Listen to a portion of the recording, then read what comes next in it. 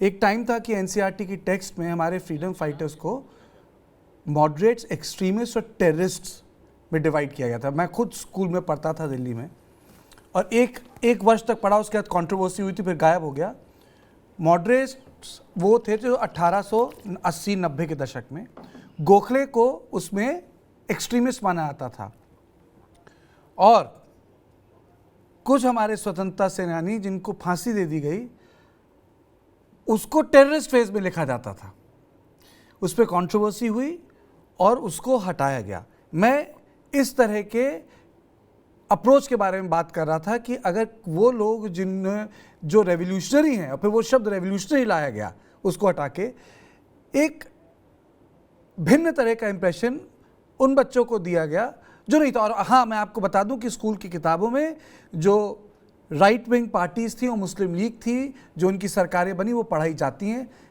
Masters में भी पढ़ाई जाती हैं, मैंने मास्टर्स किया है, बीए हिस्ट्री में भी किया है, उस पर पढ़ाई जाती हैं, और स्कूल में भी पढ़ाई जाती हैं। अब महेश जी आप बोलिए, इज इट सेक्युलर? ये आप सैफ्रनाइज कर रहे हैं क्या, ये जो आप पे आरोप लग रहा है किताबों का रंग बदल रहा है? नहीं कार्तिक जी, मैं तो ये कहूंगा कि इस बदलाव के साथ जो है एनसीईआरटी के जरिए जो एक गैर कानूनी, गैर संवैधानिक कुकृत्य जो है कराया जा रहा था, उसको कहीं रोका गया है। स्पष्ट तौर पे मैं 2-3 उदाहरण देके आपके दर्शकों को समझाना चाहूंगा। सवाल ये है कि जिस चीज को इन्होंने कहा कि गुजरात दंगों को आपने क्यों हटा दिया, आप सिर्फ मुसलमानों को खुश करने के लिए गुजरात दंगे का एक चैप्टर कुछ बोला ही नहीं। नहीं, मैं पहली बात मैं बीच में नहीं बोला। ये व्यक्ति सुनिए कार्तिक जी, मैं इसीलिए थोड़ा सा मैं परहेज करता हूँ। नहीं, लेकिन गलत आधे घंटे तक मैं इनके बारे में नहीं बात कर रहा हूँ, मैं आपके मुद्दे पे बात कर रहा हूँ। आज का जो मुद्दा है मैं उस पे बात कर रहा हूँ। मैं कांग्रेस पे या कांग्रेस प्रवक्ता के ऊपर कुछ नहीं कह रहा हूँ। मैं स्पष्ट कर दूं, आज का जो मुद्दा है एनसीईआरटी का, जो आपका इंटेलेक्चुअल करप्सी है, उसके ऊपर बात कर रहा हूँ, जिसका खुलासा आज किसी चैनल पे अनुपम जी एक पत्रकार है जिन्होंने किया है। अगर वो बात कहीं आपको समझ में आ रही है तो उसके ऊपर चर्चा करिए। सवाल ये उठता है कि जो एनसीईआरटी का मुद्दा लेकर हम चर्चा कर रहे हैं और जिसके ऊपर आप हमें लानत और मलानत भेज रहे हैं, वो महज एक जाति विशेष के लोगों को खुश करने के लिए आपने ऐसा किया। क्या मतलब बनता है गुजरात दंगों को डालना? आप डालते हैं ना, दुनिया का सबसे बड़ा नरसंहार हुआ, सिखों का कत्लेआम हुआ, जिसमें कांग्रेस के लोग जो है सजा याफ्ता हुए, पढ़ाते ना उसको, मलियाना पढ़ाते ना आप, निकाल के मुसलमानों को लाइन से लगा के नौजवान और बच्चों को छोड़ के बड़े और बूढ़ों को गोलियों से भून दिया गया। भागलपुर दंगे पढ़ाते ना, जिसमें मुसलमानों को आंख फोड़ दिए गए। ये सब दंगे, 100 दंगे ऐसे हैं जो ऐसी चीजें, अभी इन्होंने कहा ना कि चित्पावन ब्राह्मणों को, क्या सुप्रीम कोर्ट ने एक अपराधी नाथूराम गोडसे को फांसी देते हुए लिखा क्या कि वो ब्राह्मण था, चित्पावन ब्राह्मण था या आरएसएस का सदस्य था, इसलिए उसको फांसी पे लटकाया जा रहा है? ऐसा लिखा गया था क्या सुप्रीम कोर्ट में, जिसके वजह से आज उस चैप्टर में इस तरह से उसको कहीं महिमा मंडित किया जाता है? दूसरी बात कि हिंदू मुसलमान जो है 1961 का जो मैंडेट है, जो एनसीईआरटी एक्ट है, वो इस बात को परमिशन देता ही नहीं है साहब। आप कभी जवाहरलाल नेहरू को महिमा मंडित करने के लिए कभी आप भगत सिंह को आतंकवादी घोषित करते हो? कहीं आप बाबा साहब अंबेडकर का कार्टून बना के उनका उपहास उड़ाते हो? कभी आप कहते हो कि गुरु गोविंद सिंह जो है आतंकवादी थे? क्या मतलब बनता है इसका? एनसीईआरटी इस देश में इसलिए बनाया गया था कि आप लोग वहां इंटेलेक्चुअल करप्शन करो। अब रही बात जो हमारे अनुपम जी ने बात अभी कही, चैप्टर, आज मैं इस बात के लिए साधुवाद देता हूं TV9 भारतवर्ष को कि कम से कम उस कंटेंट के ऊपर आप अगर थोड़ा सा भी कहीं पढ़ के आते हैं ना श्रीमान प्रवक्ता कांग्रेस निशांत रावल जी, तो आपको समझ में आता है उसमें लिखा है मुगलों के उस जिस कंटेंट को हटाया गया उसमें जानते हो क्या लिखा है? ईश्वरीय शक्ति है, मैंने मुगल शासक जो है वो ईश्वरीय शक्ति है। जनता पार्टी के विचारधारा भाई, मुगल शासक ईश्वरीय शक्ति है और इस्लाम में ईश्वरीय शक्ति जिसके पास है मुझे ये पढ़ने को नहीं, खुदा से कमतर नहीं है। भारतीय जनता पार्टी के पास 5 ये पढ़ाया जाता रहा पिछले 75 साल से, जिन्होंने भारत देश की बदलाव हुआ है मेरे दोस्त। इस चीज को बदलाव किया गया। शिवाजी, छत्रपति शिवाजी महाराज का साम्राज्य जो है वो औरंगजेब से जो है के समय बहुत ज्यादा था। उनको कहीं नहीं पढ़ाया जाता है, महाराणा प्रताप नहीं पढ़ाए जाते, नेताजी सुभाष चंद्र बोस नहीं पढ़ाए जाते, गोखले नहीं पढ़ाए जाते हैं, लाला लाजपत राय नहीं पढ़ाए जाते हैं। क्यों भाई? गरम दल जिनको आपने क्या इतिहास में क्या रखा उनको कि वो गरम दल के लोग थे, 5 ऐसे और नरम दल के लोग जो थे वो नेहरू, सरदार पटेल, राजेंद्र प्रसाद, ऐसे आपने बना दिया। और कैसे, जबकि नरम और गरम दल का कोई कंसेप्ट जो है, मैं भी थोड़ा बहुत जो जितना पढ़ा हूं उसमें इस तरह की कोई कंसेप्ट लेकर जो है हमारे स्वतंत्रता सेनानियों ने देश की आजादी की लड़ाई नहीं लड़ी है। उन्होंने सिर्फ, अगर भगत सिंह, चंद्रशेखर आजाद या सुखदेव या राम प्रसाद बिस्मिल, ये तमाम लोग आपको पढ़ाने की, अगर मुसलमानों को खुशी करना है तो ब्रिगेडियर मोहम्मद उस्मान को पढ़ाइए ना, हमारे परमवीर चक्र हामिद को पढ़ाइए ना, एपीजे अब्दुल कलाम को पढ़ाइए ना, कौन मना करता है? लेकिन औरंगजेब आपके लिए इतना प्यारा हो गया। आपको इसी बात पर ये देश की जनता जो है, आज जब ये मुद्दा उठा है तो एक-एक करके एक-एक चैप्टर के बारे में बात होगी। एक-एक चैप्टर में क्या लिखा हुआ है? मुगल इस देश में, मुगल इस देश के शासक नहीं थे, वो ईश्वर की भेजी हुई शक्ति थी। ये लिखा हुआ है, ये कहाँ लिखा हुआ है? किस कुरान में लिखा हुआ है? किस हदीस में लिखा हुआ है? कौन सा इस्लाम कहता है कि औरंगजेब भारत देश को बनाने वाला हर एक धर्म का सम्मान आपके पुस्तकों में होना चाहिए। ईश्वर का शक्ति केंद्र था। क्या मतलब होता है? सरकार तो मुस्लिम लीग के साथ आप लोगों ने बनाई थी, दंगे आप पढ़ाएंगे, पीडीपी के साथ सरकार आपने बनाई थी जम्मू कश्मीर में। सिखों का जम्मू कश्मीर में पीडीपी के साथ सरकार किसने बनाई थी? नहीं पढ़ाएंगे। जम्मू कश्मीर में पीडीपी के साथ सरकार किसने बनाई थी? कांग्रेस ने बनाई थी या भाजपा ने बनाई थी?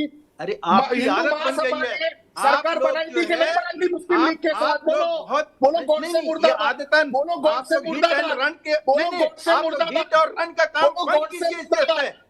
आप लोग झूठ बोल के भागने का काम, अभी एनसीईआरटी की बात हो रही थी ना, कश्मीर पे बात नहीं हो रही है ना, तो जब एनसीईआरटी पे बात हो रही है तो एनसीईआरटी पे आओ यार, एनसीईआरटी पे आओ ना, हम आपको नंगा करते हैं कि आपने क्या किया, कैसे गैर कानूनी काम किया, कैसे गैर संवैधानिक काम किया इस देश पे, आपने किस तरह से देश को बांटने का काम किया।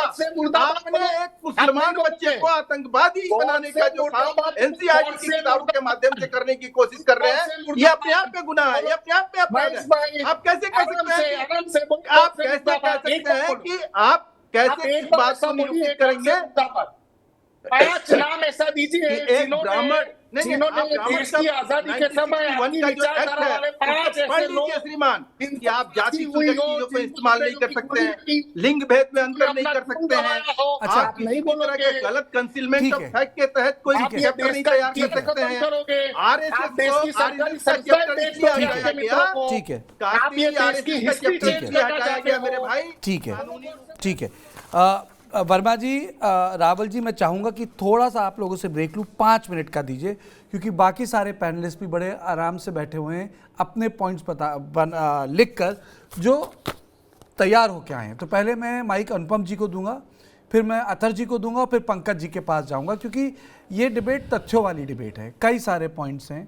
अगर हम पूरी रिकॉन्टेक्चुअलाइजेशन या रीराइटिंग या डिलीशन या इंसर्शन की बात करें तो केवल वो मॉडर्न हिस्ट्री नहीं है, वो मेडिवल हिस्ट्री भी है, हिस्टोरिकल डिबेट्स हैं, एंशिएंट इंडियन हिस्ट्री भी है, उसमें आर्यन भी है, कई सारी चीज़ें हैं।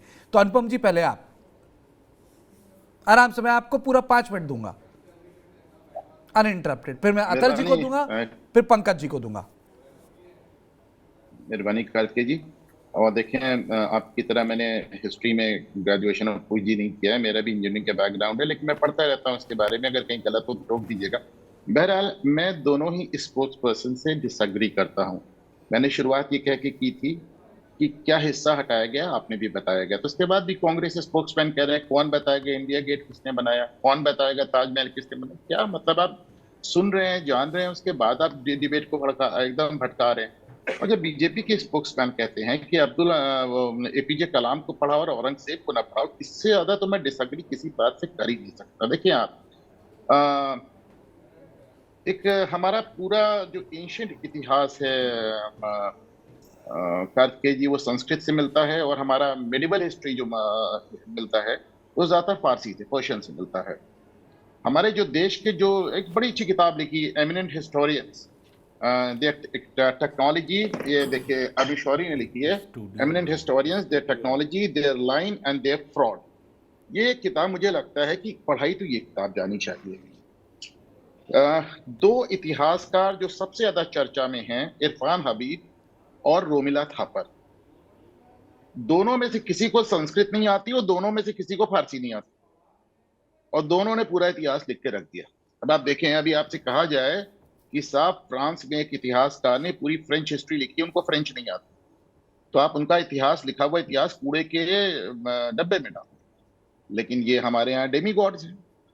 और अभी बात हो रही थी, आप ही बात कर रहे थे कार्तिकेय जी, मराठाओं की बात कर रहे थे कि Aurangzeb was also always portrayed as a challenger. हकीकत ये कि अंग्रेजों ने हिंदुस्तान की सत्ता मराठाओं से ली, मुगलों से नहीं ली। अब देखिए क्या पढ़ा रहे हैं, मुगलों का तो ये हाल है, वो एक कहावत चलती थी, शाह आलम दिल्ली से पालम, ये थी उनकी सत्ता। देखिए मैंने कुछ पॉइंट्स अपने इसमें नोट किए हैं, मैं इसको बता रहा हूँ और आपने मुझे 5 मिनट दिए हैं, I'll try to make the full use of it. आप जब हिस्ट्री को छुपाते हैं, मेरे ख्याल से इससे ज्यादा बुरा, एक हमारे यहाँ जो हिंदू राजाओं की हिस्ट्री है वो अक्सर करके पोइटिक फॉर्म में लिखी गई, जैसे राजतरंगिणी आप देख लें, कश्मीरी राजाओं की हिस्ट्री है, आप उसे ये कह के डिसमिस कर देते हैं कि साहब पोइटिक फॉर्म में एग्जैजरेशन ज्यादा होता है। चलिए मान लिया। मुगल बादशाहों की हिस्ट्री में एक बहुत खूबसूरत बात है कि साहब बाबर नामा से लेके औरंगजेब नामा तक एक एक चीज रियल टाइम में लिखी थी, रियल टाइम। मेरा मानना है कि रोमिला थापर और इरफान हबीब कैसे बताएंगे कि अभी एक बड़ा इंटरेस्टिंग हुआ, अभी पटना में 15 दिन पहले इरफान हबीब थे, तो उनसे कहा गया कि साहब ये नालंदा और बख्तियार खिलजी की बात हुई, तो उन्होंने कहा बख्तियार खिलजी और नालंदा की बात करते ही क्यों है? मानिए बख्तियार खिलजी ने जला दिया नालंदा, हम उसकी बात क्यों करें? हम उसकी बात क्यों करें जिससे नफरत फैले? हम उसकी बात क्यों ना करें जिससे मोहब्बत? साहब आप नफरत और मोहब्बत के डॉक्टर हैं, आप इतिहासकार हैं, आप तय करेंगे कि क्या पढ़ाना है और क्या नहीं पढ़ाना है, आप बताएंगे कि क्या पढ़ाना है और क्या छुपाना है। और देखिए किस तरह टर्न दिया जाता है हिस्ट्री को। हम लोग बचपन में मेरा 5 मिनट खत्म हो जाए तो बता दीजिएगा, बचपन में हम लोगों को एक कहानी पढ़ाई जाती थी रक्षाबंधन पे, कि किस तरह आप बड़ी एक फेमस कहानी है कि साहब रानी इसको हुमायूं की कहानी है कि कर्णावती और हुमायूं वाली, हाँ कर्णावती और हुमायूं वाली कहानी है कि साहब, और बड़े खूबसूरत मोड़ पे खत्म होती है कि हुमायूं कहता है कर्णावती के दूत से कि जाके कह देना कि तुम्हारा भाई तुमको बचाने के लिए पहुंच जाएगा। पहली बात तो मुझे लगता नहीं राणा सांगा की बीबी हुमायूं से मदद मांगी, कि बहरहाल कुल मिला के हुमायूं नहीं पहुंचता, कर्णावती जौहर कर लेती है। ये चित्तौड़ में 1535 का दूसरा जौहर था, किले के सारे राजपूत केसरिया पहन के लड़के मर गए और रानी कर्णावती ने 13,000 राजपूत स्त्रियों के साथ जौहर कर लिया। और हमें क्या पढ़ाते हैं कि हुमायूं ने वादा करा और उसके बाद वही कहानी खत्म कर देते हैं। अब आप देखें, Humphry Milford Oxford university press द्वारा एक किताब में देख रहा था, हुमायूं बादशाह, उसमें एसके बनर्जी लिखते हैं कि हुमायूं का इरादा चित्तौड़ की तरफ जाने का था ही नहीं, वरना वो बंगाल के अभियान से लौटते हुए उत्तर की तरफ बढ़ता, पर वो तो उल्टा दक्षिण की तरफ जाके उज्जैन में बैठ गया।